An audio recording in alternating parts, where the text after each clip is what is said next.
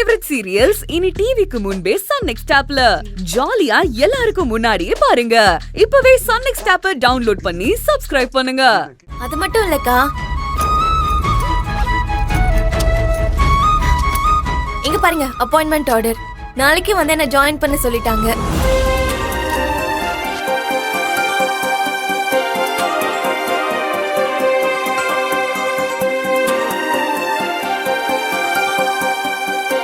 Super தேவி, இது உண்மையிலேயே ரொம்ப சந்தோஷமான விஷயம்.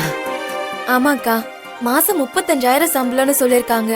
வருஷத்துக்கு ஒரு தடவை வேலையை பொறுத்து இன்கிரிமெண்ட் இன்சென்டிவ்ஸ் எல்லாம் இருக்குன்னு சொல்லிருக்காங்க.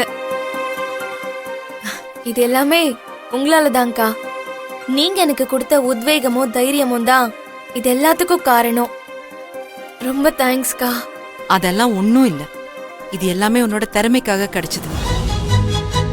உன்னோட இந்த வெற்றிக்கு நீதான் காரணம்.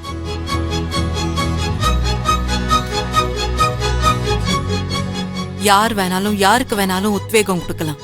ஆனா அதை எடுத்துக்கிட்டு ஜெயிக்கிறதும் ஜெயிக்காததும் அவங்க கையில தான் இருக்கு. உனக்கு திறமையும் விடாமுயற்சியும் இல்லனா இதெல்லாம் சாத்தியமே இல்ல. எனக்கு உண்மையிலேயே ரொம்ப சந்தோஷமா இருக்கு. நீ ஜெயிச்சது ஏதோ நான் ஜெயிச்ச மாதிரி இருக்கு எனக்கு. இனியும் வாழ்க்கையில ஒவ்வொரு விஷயத்திலயும் நீ ஜெயிக்கணும். நீ கண்டிப்பா ஜெயிப்ப. இனிமே உனக்கு எல்லாமே நல்லதாவே நடக்கும். கண்டிப்பாக்கா. மாமா, நீங்க ஒரு மாதிரி டல்லா இருக்கீங்க. பேங்க் லோன் விஷயமா போனீங்களே, என்னாச்சு?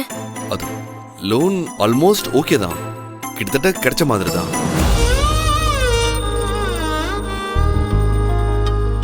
இன்னும் கொஞ்ச நாள்ல நானும் பிசினஸ் ஸ்டார்ட் பண்ணிடுவேன். சூப்பர் மாமா. அக்கா, அது என்னவோ தெரியல, இந்த இன்டர்வியூல நான் ஜெயிச்சது இந்த உலகத்தையே ஜெயிச்ச மாதிரி எனக்கு ஒரு நம்பிக்கையா இருக்குக்கா. இதுக்கப்புறம் நீங்க கவலைப்படாதீங்கக்கா. உங்க கூட நான் இருக்கேன். நானும் நம்ம குடும்பத்தை பாத்துக்கிறேன். இப்படி சொல்றது கேக்குறதுக்கு சந்தோஷமா இருக்கு. ஆனா இது உனக்கானது, உனக்கு தான் பயன்படணும். குடும்பத்தை நான் பாத்துக்கிறேன்.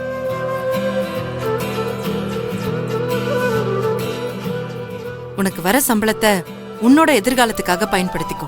எனக்குன்னு தனிப்பட்ட எதிர்காலம்னு என்னக்கா இருக்கு? நான் இந்த வேலைக்கு போகணும்னு நினைச்சதுக்கு காரணமே என் குழந்தைதான்.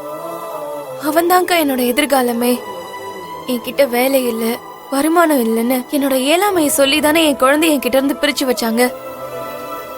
அந்த எண்ணத்தை தவிடுபுடியாக்கி என் குழந்தைய திரும்பவும் அவங்க கிட்ட இருந்து மீட்டுட்டு வரணும் தான் எப்படியாவது போராடி இந்த வேலைய வாங்கணும்னு நினைச்சேன். இப்ப இந்த வேலையும் கிடைச்சிருச்சுக்கா. இதுக்கப்புறம் என் குழந்தைய என்கிட்ட இருந்து எந்த காரணத்துக்காகவும் அவங்க என்கிட்ட இருந்து பிரிக்க முடியாது.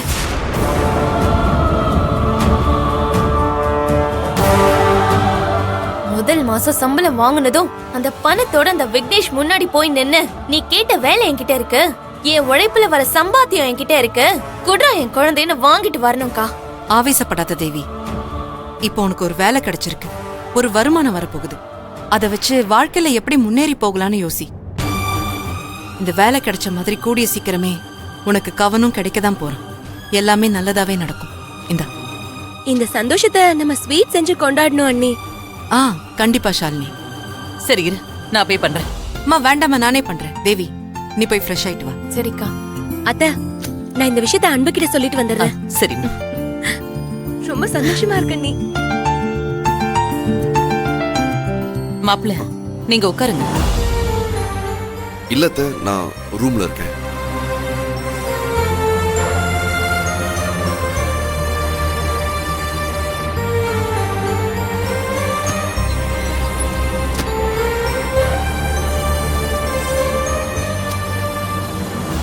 சரி சரி. தேவி, இது வரேன்க்கா.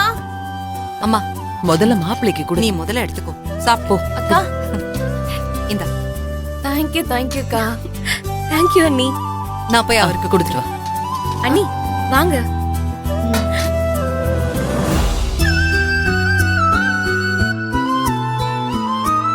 எழில்,